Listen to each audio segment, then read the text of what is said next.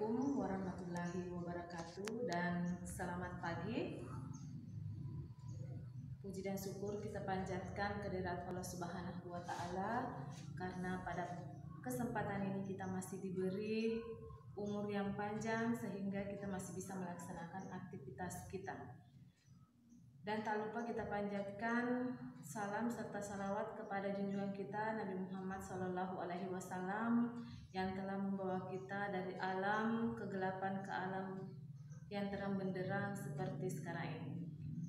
Sekarang setelah 2 minggu kemarin kita sudah menulis materi, jadi pada kesempatan ini saya akan menjelaskan apa yang sudah Ananda tulis. Tapi sebelumnya saya ingin mengingatkan kepada Ananda semua bahwa kompetensi dasar dari materi kita tentang matriks itu adalah menjelaskan matriks dan kesamaan matriks dengan menggunakan masalah kontekstual dan melakukan operasi pada matriks yang meliputi penjumlahan, pengurangan, perkalian skalar, dan perkalian serta transpose. Adapun indikator yang untuk itu silahkan Ananda perhatikan kemari. Jadi mungkin di antara Ananda ada yang bertanya, apa sih gunanya kita mempelajari matriks? Jadi salah satu guna atau manfaat kita mempelajari matriks itu yang berhubungan dengan materi lain, yaitu kita bisa menyelesaikan sistem persamaan linier baik satu variabel ataupun 2 variabel dengan menggunakan matriks. Kemudian untuk materi matriks itu sendiri, ini materi baru untuk Ananda semua karena belum pernah dipelajari baik di SMP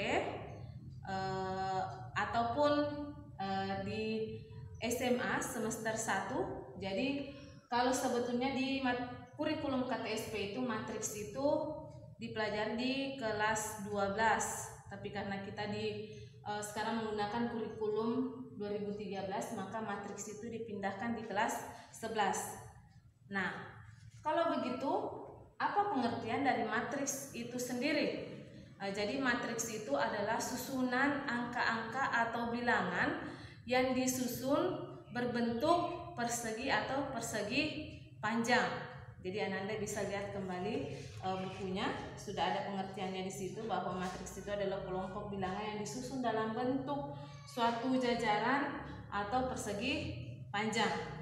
Misalnya, jadi Ananda sudah tulis contohnya, tabel kehadiran 3 orang siswa kelas 11 MIPA kreasi. Ada tabelnya di situ, jadi saya tinggal langsung menuliskan angka-angkanya saja. 1, 2, 0, kemudian 0, 1, 3, 2, 3, 2. Jadi sesuai dengan yang Ananda tulis kemarin, ada tabel nama siswa, kemudian ada sakit, izin tanpa keterangan, kemudian ada namanya, kolom nama dan kehadiran siswa saya hilangkan sehingga hasilnya seperti ini, 1, 2, 0, 0, 1, 3, 2, 3, 2. Nah, kalau kita lihat susunan dari angka-angka atau bilangan ini, maka ini sudah memenuhi syarat dikatakan sebagai matriks karena dia susunannya berbentuk persegi. Jadi ini sudah bisa dikatakan sebagai matriks. Kemudian ciri lain dari bentuk matriks itu biasanya dia dibatasi oleh kurung. Bisa kurung biasa, bisa kurung siku seperti ini. Kemudian pemberian dari nama matriks itu sendiri selalu menggunakan huruf kapital atau huruf besar. Jadi bisa pakai A, B, C, D, dan seterusnya. Kemudian ada beberapa istilah yang harus Ananda perhatikan pada matriks itu sendiri. Ada yang namanya baris. kemudian ada yang namanya kolom. Apa yang dimaksud dengan baris? Baris itu adalah susunan angka-angka yang ditulis secara mendatar atau horizontal. Ini. Jadi 120 ini disebut sebagai baris pertama, 013 baris kedua, 232 itu baris ketiga. Jadi bisa dikatakan bahwa matriks ini terdiri dari 3 baris.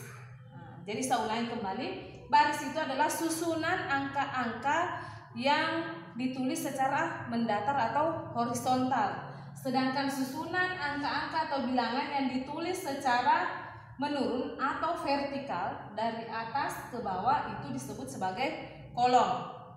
Jadi perhatikan 102, 213, 032. Jadi kalau kita lihat matriks ini terdiri dari 3 baris dan 3 kolom.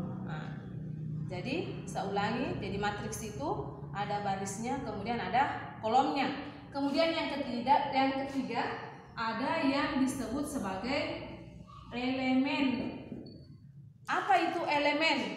Elemen itu adalah angka-angka atau bilangan yang menyusun matriks itu. Yang mana nih yang maksudnya? Yaitu 1, 2, 0, 0, 1,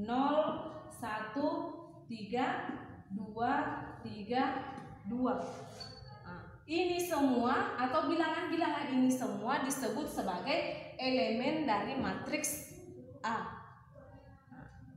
Jadi sudah ada 3 istilah, ada baris, ada kolom, kemudian ada elemen. Kemudian selanjutnya ada yang disebut sebagai ordo. Apa yang dimaksud dengan ordo? Ordo itu adalah ukuran dari matriks yang diambil dari banyaknya baris dikali dengan kolom. Biasanya itu kalau barisnya disimbolkan dengan M, sedangkan kolomnya itu disimbolkan sebagai N.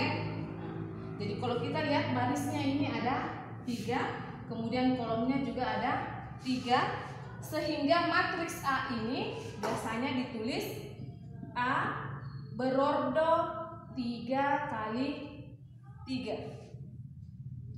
Jadi kalau kita lihat seperti ini A 3 kali 3, jadi kemudian perhatikan juga penulisannya, ordonya itu bilangannya ditulis agak di bawah.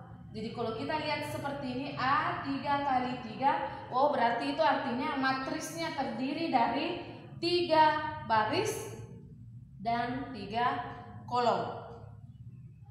Oke?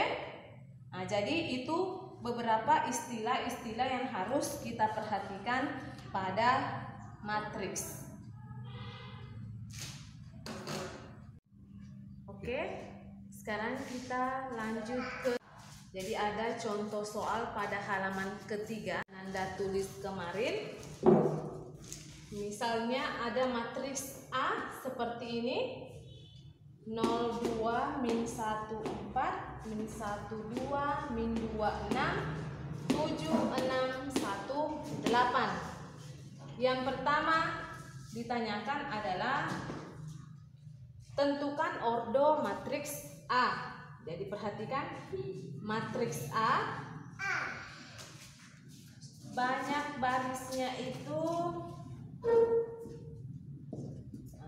1, 2, 3. Berarti M-nya sama dengan 3. Kemudian banyak kolomnya. Ingat disimbolkan kolom itu adalah M. Jadi ini kolom 1, kolom 2, kolom 3, kolom 4. Berarti matriksnya terdiri dari 4 kolom.